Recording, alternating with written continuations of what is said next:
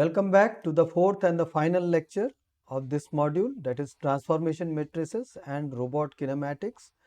In this lecture, I will discuss forward kinematics of 6 degrees of freedom UR5E cobot arm, that is a standard industrial cobot, and similarly there is another robot which is a 7 degrees of freedom, that is KUKA AIVA cobot arm. So I will discuss forward kinematics for that, and I will discuss various other popular robots or cobots which are there, which is similar to one of these architecture, that is UR5E or AIVA, or it may be very much similar to standard industrial robots. Those are all cobots. We will discuss similarities and differences as well, okay, so that it helps you to extend the knowledge that I am giving you in this lecture to all the forward kinematics. So let us begin with forward kinematics of 6DoF UR5E cobot arm. So before we move ahead, let me just show you a small video. How does it look like? This is UR5E cobot arm. So it is a snake kind of robot where you don't see more than two intersecting axes. This is the first axis. Okay, moving this will move whole of the arm. Okay, this is second axis, third axis, fourth axis, this is fifth axis, and finally the sixth axis is the tool end. What you found here is any two axes next to next are intersecting, okay, but not three axis intersecting is there as in case of wrist arm. So if it is having a wrist, spherical wrist at the end, so 3 degrees of freedom will lead to a position and remaining 3 will actually take it to any orientation. So that needs 3 degrees of freedom at the end. They may be intersecting axes, but it is not the case in this, okay. So you see two are intersecting, but ultimately overall this also can orient in any way, okay. So let us now move ahead with UR5E arm. UR5 arms are very popular, and it is most widely used types of cobots due to its simplicity and due to its wide availability. They are inexpensive, they have wide range of robots also, so that is the reason. So maximum payload capacity which it is now providing is 20 kgs, and maximum reach is as much as 1750 mm, okay. It starts with UR3E, that is 3 kg payload with 500 mm range, and UR5E that I am going to discuss now. So it is of 5 kg payload and 850 mm capacity. It is very much having a similar reach as that of a human arm, and maybe with the same capacity also, but yes, this is more precise definitely. All these robots what you can see are similar, but shape and size is little different. So whatever is the technique to do forward kinematics and placing the DH frames in each one of them, they are all the same. This is the raw robot when all the degrees of freedom are placed to 0 position. Let me just put it once again. So if I put 0 for link 1, 0 for link 2, 0 for link 3, link 4, link 5 and link 6. So if I put all the arms in 0 position, it exactly comes to the position that I have shown now. So now I will go back to my slide. So this is the 0 position when whole of the robot looks like this, and you see now I will place one by one each of the axes. I will just also follow the default state of this robot and default coordinates what it shows in this position, okay. So initially I will try to put all the Z axis first. So whatever blue caps that you can see at different locations, they are the motors basically that is going to move this robot. This is at its home position. So the first frame I will place it at the ground, so that is permanently attached to the ground, and that comes like this. So this is your Z0. This will move the link 1 about this axis, and link 1 should end up with the frame 1, that is Z1, and that provides the motion axis for the link 2. So this is your Z1, okay, about which link 2 will rotate, okay. So, if this is the axis for rotation, so this is your theta 1, so this is your theta 2 for link 2, okay. This is joint 2, and then you have link 2 ends up with frame 2 with Z2, so that this provides motion base for the third joint angle, that is theta 3, and then you have Z3, then Z4, and then Z5, and finally you have Z6. Both are collinear, okay, Z5 and Z6. So, Z6 ends up here and Z5 starts much before, okay. So, these are all Z axis. So, this is link 3, this is link 4, you have link 5, and finally link 6, that is here. So, this is how all the Z axes are placed. Now, how to put all the X axis? X axis, you know, all X is common normal to Zi minus 1 and Zi. If it is for link 1, I have to place X1, so it should come like this. This is X1, it is common normal to Z0 and Z1, okay. I have placed it this side, it could be on this side also, but as because it is the default state of the robot, so I have placed all the frames the way it is there in the original controller for this robot also. So, in order to make no change here, I will just put X0 also in the same direction. So, X0, and accordingly Y should be like this. This is Y0. Let me first put all the X axis here. So, X2 like this, because it is again common normal to Z1 and Z2, it is along the same direction. Now, I will put X3, it comes something like this, X3 common normal to Z3 and Z2. Now, common normal to Z3 and Z4, again it should come something like this, that is X4 common normal to Z4 and Z5, and finally you have X6, that is here. X6, Z6 is finally the last frame which is here. So, all the common normals are done, okay.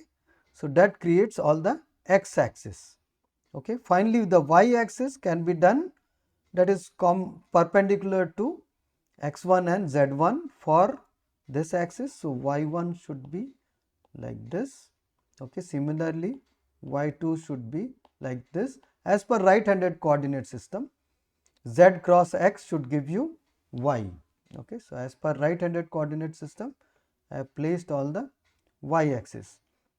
Y axis is not very important here, because all the DH parameters, they are along either X axis or Z axis. So, all the distances which are there along Z axis are D, that is the joint offset, whereas all the distance between two Z axis along X axis are link lengths, okay. So, you have, I will use a different color here. So, this becomes your D1, not A1, because this is the distance travelled along Z axis, okay, between two X, and if it is between two Z axis and along X axis, it is link length. So, if this is D1, so you have link length A2 here, this is link length A3 here, and similarly I will put all the distances. So, this should be your D fifth link. So, it is D5, and this is your final, again it is along Z axis. So, it should be D6. So, this is all done. So, yes, there are many other distance, it should not become clumsy here. So, I will directly put it like this. So, now it shows all the frames that I have placed exactly in the same way, okay. So, this is all the distances, okay. So, those distances can be taken up from the robot data sheet directly. Let me just vanish for a moment so that you can capture it well. Okay. So, this is it. So, now if I take it to DH parameter table, it comes up like this. So, distance between two z axis, that is the link length for the first. So, you see z0 and z1 is intersecting, it gives you 0 over here, that is link length 1 is 0. Okay, I will just name it here 1, 2, this is 3.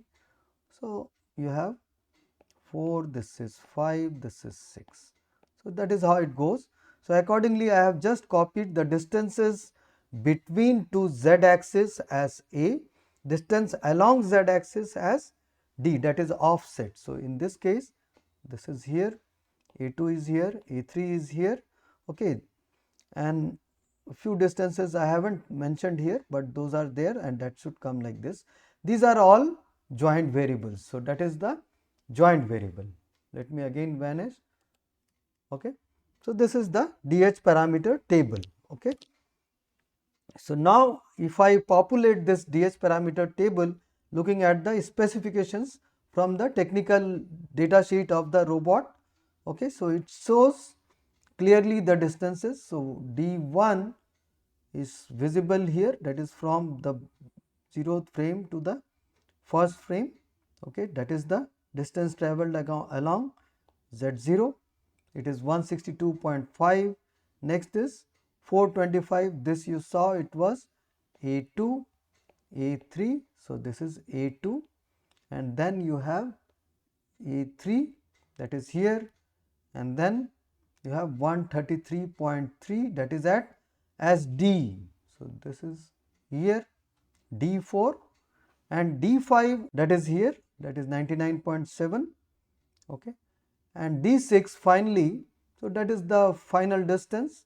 So, that is not visible here, that is not mentioned in the data sheet, but yes, that depends on the type of media flange and many other things. So, by default this distance is a variable distance, and for this robot UR 5E it is 99.6, from the data sheet it is there. So, these are all joint angles which are variable here. So, from the manufacturer technical specification sheet I can capture all the distances. Otherwise, you can do kinematic identification experiments. Using that you can do forward kinematics by just multiplying the link transformation matrices. Individual link transformation matrices are calculated based on the table. Okay. For link 1 you take d theta a alpha from 1, then d theta a alpha from 2, 3, 4, 5 and 6. Finally, when you take product of all those matrices, what you get is the final homogeneous transformation matrix 4 cross 4 dimension that says the state of the robot. It includes the orientation as well as the position. Okay. So, this is how you do forward kinematics of UR5E kind of robot. This is a snake type. So, if I can mark it here, you see this is your first axis, this is your second axis, third axis, fourth axis, fifth axis and finally sixth. So, at any point you see only two are intersecting. So, it moves like a snake. Okay. It goes zigzag like this, and finally it cannot be placed in a sagittal plane 100%. Okay. So, it is always there is some offset from the center line axis. Okay. Center line axis or center line sagittal plane, it goes little off. Okay. So, this is how it is, and forward kinematics is done for this. Let us move ahead and do the forward kinematics of 7 degree of freedom KUKA AIWA arm. This is a 7 DOF arm. Let me again show you a video here. Okay. So, this is the robot which is KUKA AIWA. This is a 7 DOF arm. Let us first move the axis is here. So, this is your first axis, this is second, this is third, this is fourth, this is 5. You see even the link between two parallel axes, there is a cross axis. So, that is basically dividing the arm which used to be quite straight in case of solid in case of standard industrial robot. Okay, so this is the brake here. Wherever you see there is KUKA written here, those are the brakes. So this is axis 5, so this is axis 6, and finally this is axis 7. So this is how it can go. Okay, so yes, so when I put all of them to 0, that is the home position of this robot. Okay, so this is the home position of this robot. You see, this can be made to go in a straight line. Okay, if you look at the top view of this, so it is exactly in a straight line. Okay, so this is how this robot is, which is not quite possible in any of the UR arm or those type of robot which are a snake robot. Okay, so this is in a straight line, they lie in a sagittal plane also. So if you move axis 2, axis 4 and axis 6, 2, 4 and 6, robot moves in the sagittal plane also. Okay, so there is no offset anywhere. Okay, so now let us move ahead. So this is how this arm look like. You see, we have to place all the axes. Quickly I can place Z like this. So first Z0 should lie here. Okay, this was our axis, this was one another axis, Z0, Z1, Z2, Z3, Z4, Z5, Z6, and finally you have Z7 that should be placed here. So this is how all the Z axes need to be placed. Okay, now let us start placing the frames as per DS convention from link 1 to link 7. Okay, frame 01 to 07, I will place them all. Let us begin with the ground frame and the first link. Okay, so this is my ground frame where it is placed. Again, it is the default position. So this becomes my x0 and y0, and z0 should provide axis of motion for the link 1, that is in brown color. Okay, so this is link 1. Link 1 ends with frame that provides axis of motion for link 2. So this is your link 1 ends up with z1 here. Okay, so this was z0 which was here, so z1 is here. So this is link 1. So now this is your link 2. Okay, link 2. So this is moving about this axis. Okay, so this is your theta 2, this was your initially theta 1. Okay, so now this link should provide axis of motion for the third link that comes next. I know that moves like this. Okay, that moves like this.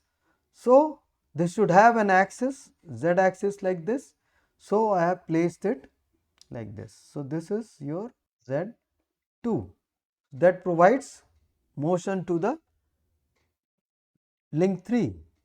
This is how it is. So link 3. So this is your link 3. Link 3 should end with its own frame Z3, which provides motion to link 4. So this is purple in color. So I know it was like this. So this is your Z3. Okay. So this is how you have to keep placing all the frames next to next. Okay. So if I keep moving like this, I have placed all the frames like this. Okay. Hope you understood it now. So each next link should have a z axis which is placed on the prior link, and that is how it moves. So this is your Z3. Okay.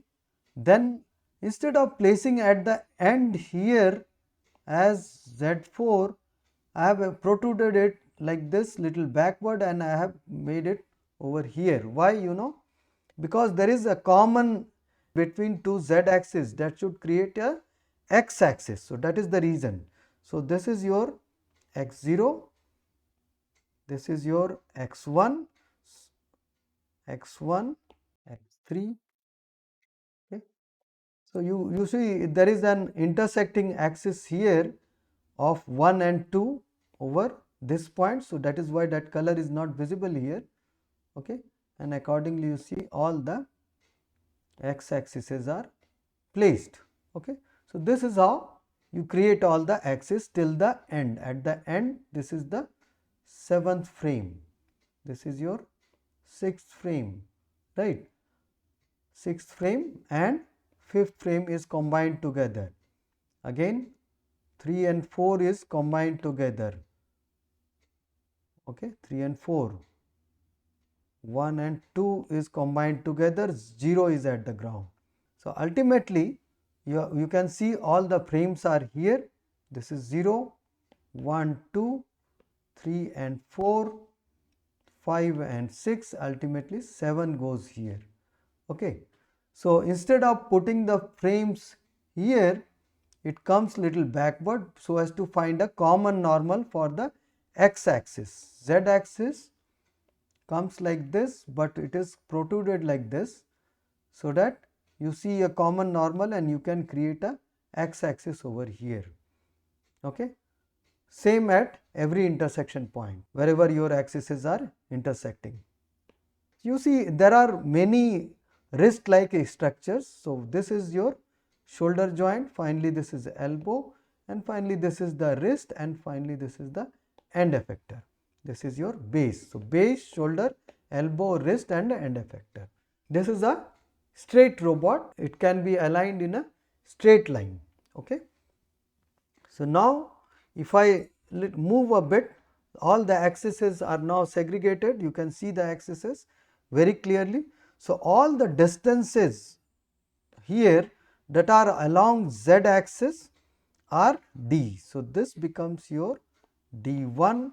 So you see there is no distance between two z axes, okay. So that makes all the a0, okay. There is no a, there is no distance between two z axis. So this is d1, this is d3, okay, and then you have d5 and finally d7 that comes here. So this is how it is, and all the link lengths a1 to a7 are all 0 because there is no distance travelled between two z axis. Along x axis there is no distance that exists, okay. They are all overlapping one over the other, okay. So this is a unique robot, okay, and there are many robots which are in this architecture also. So we will discuss that next, okay. So if I populate that, so you see you have distances. This is from the data sheet of KUKA AIVA, you see. So this is D here, this was D1, D3, D5 and finally this D7 is calculated by taking A minus B, that comes here, okay. So if this is A, this is B. So for this KUKA AIVA 14 kg payload 820 reach, it is A and B are taken from here. This is D1, D3, D5. So and this D7 distance, this basically depends on the type of media flange which is there also. So that small gap after this is depending on the thickness of the last part, okay. So this is how, once you take up all these values, you populate it here and finally you can do forward kinematics of KUKA AIVA robot, okay.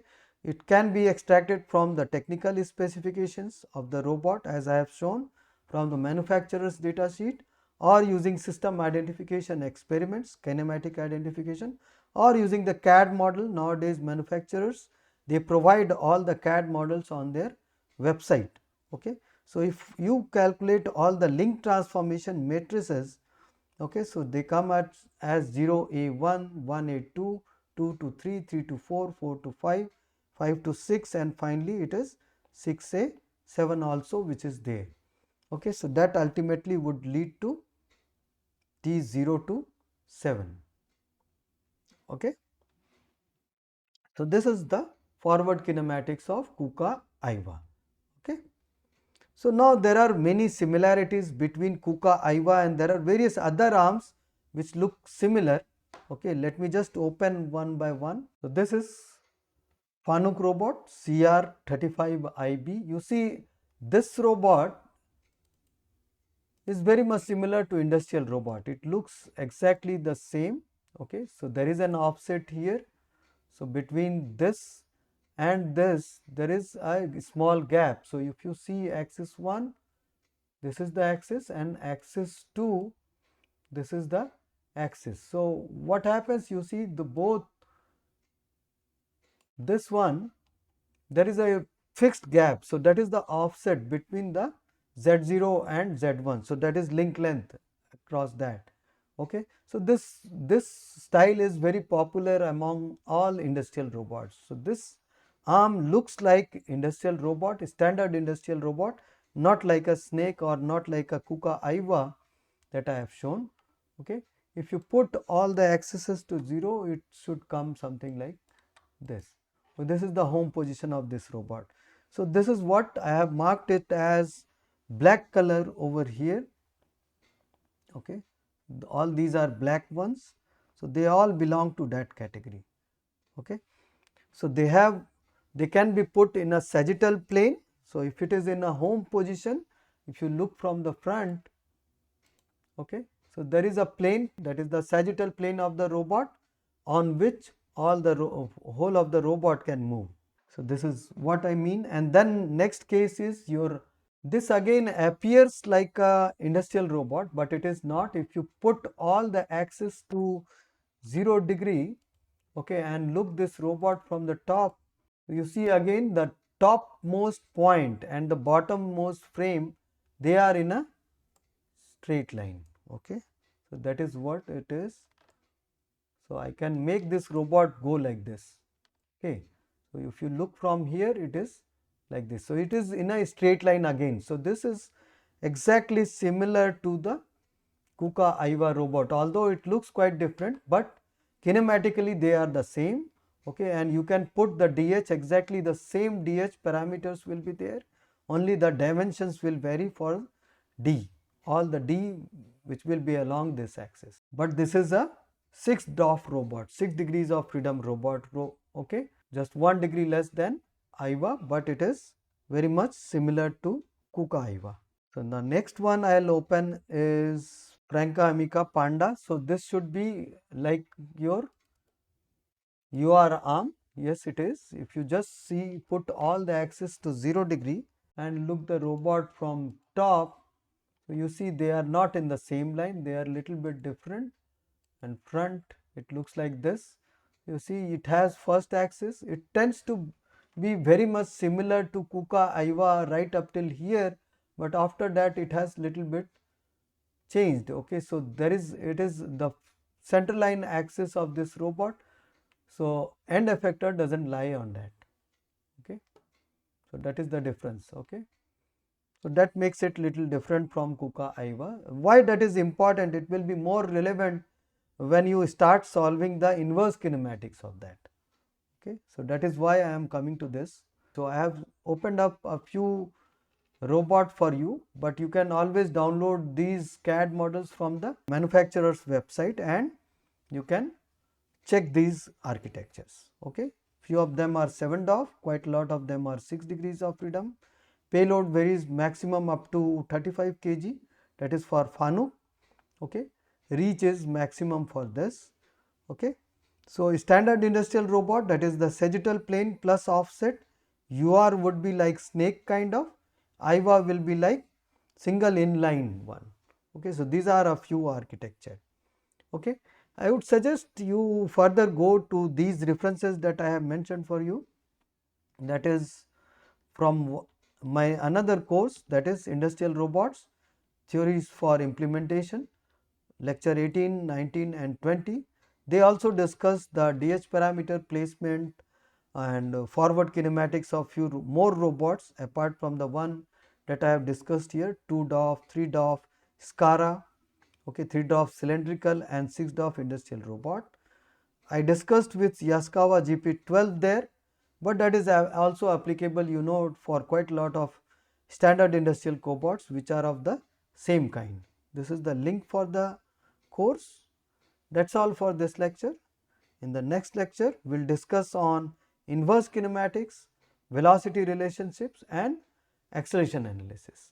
Thanks a lot.